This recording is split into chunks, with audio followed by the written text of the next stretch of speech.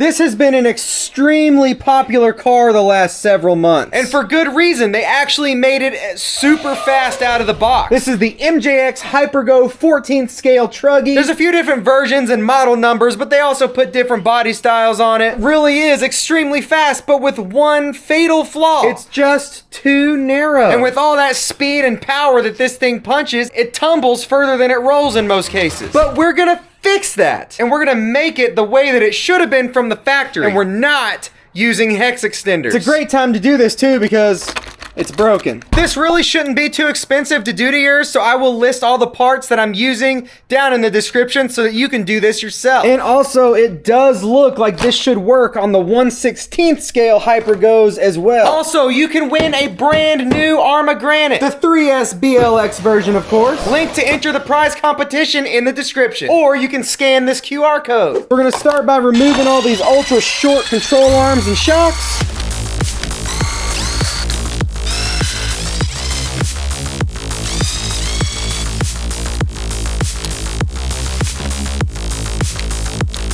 All right, now we got to get access to the differentials because we are either going to have to replace the cups or the differentials themselves. If you have an older version that has actual CVD or dog bone axles, you may not have to do this step.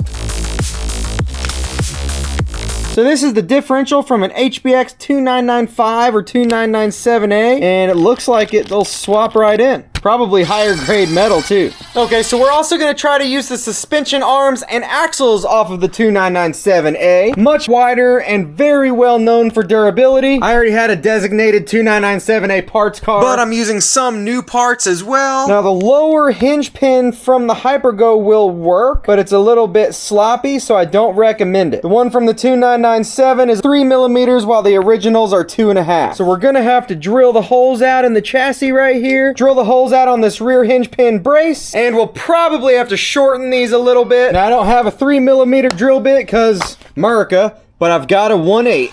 Be super careful not to drill too deep here. Measuring the depth would be a lot smarter. There we go. Other side. All right, and then to the hinge pin bracket.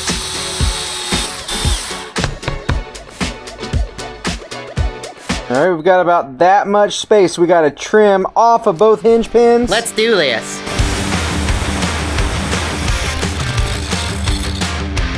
Yeah, perfect. Now we just gotta see if the arms fit. Okay, so we have to shave off a little bit of the arm. The upper one, I think, is gonna be perfect. Okay, I made a mistake here and learned from it. We don't want to trim off this part because it'll get stuck on the chassis right there. So we want to only cut away from this side. Oh well, I've got new lower arms right here. See, that one swings freely. All right, that does it. We're gonna use these HBX knuckles also. Now the original HyperGo hinge pins for the uppers will actually work, but for them to fit properly, we do have to shorten them. Almost didn't shorten it enough, but I think we're good. Well, the fronts are probably gonna be really similar, so I'm gonna go ahead and swap all that. Dang, look at that. Now the steering might be a little bit more challenging because the spaces between the 2995 or 2997A and this car are a little different. We've got adjustable tie rods here. I think I'd prefer to use plastic ones because they'll flex and add a little bit of durability. Speaking of steering, we also have an upgraded servo that's hopefully better. And now so far, there's only one issue I'm running into. I'm still trying to find an answer though, so I'm gonna talk about that in a minute. Here's an idea of how much wider this is. Look at the space between the tie rod and the knuckle. Same on this side. I think this car is gonna be sweet. I'm just gonna see if these plastic ones work so that they'll flex. Plus, this will also help solve the weak point that was the screws that held the MJX tie rods to the MJX knuckles. I've broken a few of those. That shouldn't happen anymore with this setup. Who knows? It could bring some new weaknesses though. We're gonna find out in a minute because I plan on testing this really hard. The screws off the inside of the 2995 are a lot larger than the ones that came on the MJX. Still think I want to use this screw, so I'm just going to drill this hole out a little bit so that we can use that same screw. This is a 3/32 drill bit. It's a tight fit, but that works good. Oh yeah, those are too long. Makes them both toe in, so we can't use those. We do have to use the adjustables. But no worries, they use the same screws. Okay, I found another problem. That caster angle is way way too extreme. So you see I flipped this control arm around on the top. Technically it's backwards, but that improved the caster angle to a much more normal amount. You can see no squeaks. Squeaks. So we'll go ahead and flip this one around too. Now that's gonna cause a third issue for us when it comes to mounting the shock, so we'll solve that in a minute too. Well, those adjustable tie rods straightened it out. And we're gonna use some more 2997A parts, being the shocks. It really shouldn't be a problem mounting these rear ones because the way these arms are cut out, they should not interfere. And that wouldn't have been an issue in the front, but since we had to flip that upper control arm, we've got a good, 3/8 of an inch at least that we've got to bring this out. So we're gonna get the rears installed, and then we'll solve that issue. I think we'll probably just be able to use the same shocks the MJX had. I mean, the same shock bolts. Let's see, we're gonna give us a little bit. I'm not talking to you, Siri. Why are you flashing? Quit listening to me. Yeah, that's what I thought. Where'd the rest of them screws go? I don't know. Just got a big old mess of screws up here, and sometime up there they are. Oh yeah. So we've got to figure out some sort of spacer between the shock tower and the shock to keep it from rubbing the control arm. So I've got these longer screws, and I'm going to see if I can use these flanged wheel nuts as spacers. Yeah, that works. Now we're probably going to have some body interference. Perfect in the back, no issue at all. That's not too bad. We'll just slice a little bit off that corner of the front, barely be able to tell. For everything we changed on here, that is not too bad. Man, as much as I love these wheels and tires on this, the knuckles rub the inside of the rim, and obviously that's a problem. More than likely there's better options for it, but for now I think we'll put the 2997A wheels and tires on there. They're a little bit bigger. Might cause some motor heat problems. Before we do that, these are obviously optional, but just to help accent the blue shocks, I'm gonna put some of these blue tethered body pins on. Yep, I think that looks really awesome. Most likely they're gonna break off, but I just wanted them on there because it looks sick. I think it'll drive really nice with these, actually. All right, those tires do look good on this. The size difference is not really dramatic. Yeah, so that one issue I was talking about is the tires, and it looks like I've got it figured out. This should practically be untippable. We're gonna see. All right, I think I want to thicken up this shock fluid just a little bit. All right, I believe we're gonna try some 80 weight fluid. All right. That seems much better. This should be awesome. More than likely, you could find a way to use the 2997 shock towers and change a whole bunch more stuff if you wanted to. The main goal here is to get this thing to drive and handle better than it does out of the box. And I think we're going to do that. We are going to see. But we have one more thing to do. No, two. These are optional. My steering servo did go bad, so I'm gonna put that servo in there I showed earlier, and I think I have a way to make this wheelie bar better. With these bigger tires, it's gonna fly back a whole lot further and make it much easier to flip backwards, which I want to avoid. So I've got this other wheelie bar I think I can retrofit. One thing I'm noticing, these mount holes here are slightly too small to fit over these nubs. You'd probably stretch it, but I'm gonna drill mine out just a hair. It is not easy to drill out notches that are already there, but I did it. And it fits perfectly between there. It's like it was made for this. Okay, this is the wheels, the center spacer, the bolt, and the nut from a rival MT10 wheelie bar. Now these are bigger wheels. It's not a perfect solution because it rubs the bumper a little bit, but I definitely think it'll be better than the single wheel that it comes with. It's ready. I think you're gonna want to build one of these. I think you're gonna want to. Here we go, 2S first. Poof! Magic.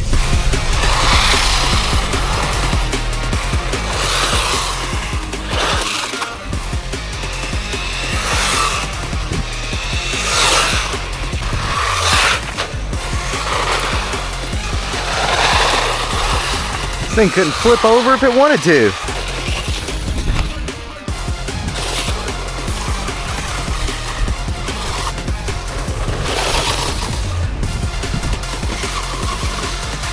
Hurry, get the deflated ball. Oh yeah, there, nice. Try this thing out. You gonna go fight your enemies? Nope. That's not what that's for. Oh! No! No, what? Well, I've got a spare wheel. Don't worry, I've put these wheels through a lot and I know they can handle everything I'm about to throw at it. This thing was most definitely already cracked. Again, it came off this car that the chassis is broken in half on. Give these wheels another chance, I really like them. There we go, new one installed. Motor is not hot. Seems to be handling these oversized tires just fine. Really be a test when we put 3S in here.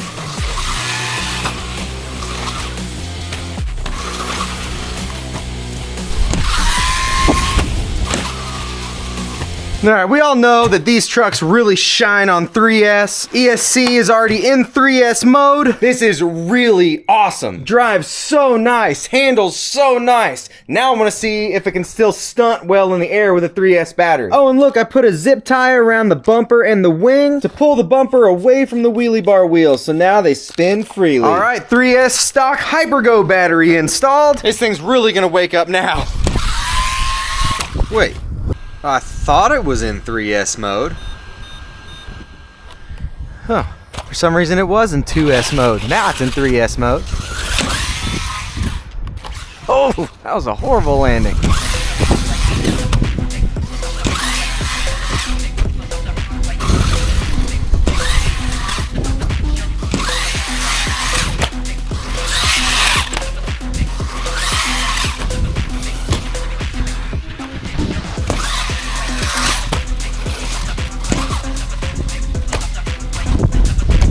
Time to try this on the concrete. Really get that durability test in.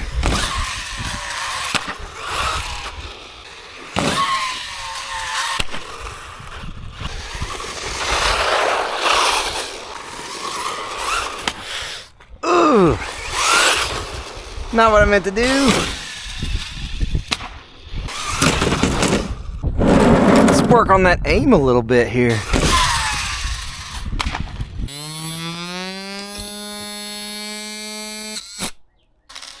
So one thing that definitely happens when you jump on concrete, you lose your cooling fans. And yeah, I lost both of them. I don't recommend jumping on concrete. I do it kind of as an extra durability test.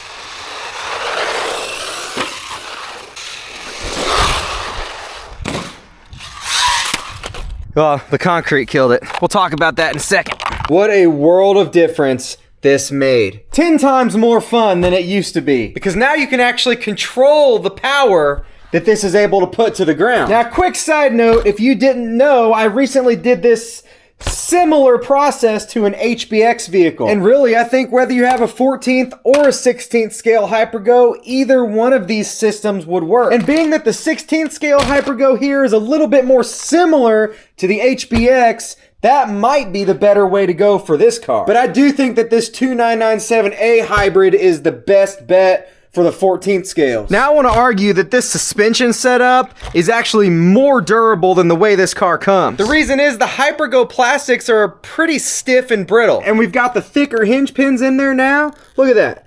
Everything is still straight. Absolutely no physical brakes whatsoever. The only thing that did happen was we blew out the ESC. Slamming this thing down into concrete is absolutely awful for the electronics. And being that this chassis is pretty much perfectly flat, it's even worse. And that shock gets reverberated directly into the ESC. Every time I landed before it broke, it did a little stall, glitchy, coggy thing, but not in the grass. It was perfect out there. Here's what it looks like with the gold body. In case you have the Jeep version, that actually might look kind of cool. There's the body that Bezgar sells. I was happy with this servo. The old one had trouble returning to center, and I believe all 3 of my 14th scale HyperGos burned the servo out and they stopped working completely. And again, that's probably from the concrete, but this one definitely has a stronger feel to it. It's got the metal gears that should last longer. Link below. Same one I've got in this guy.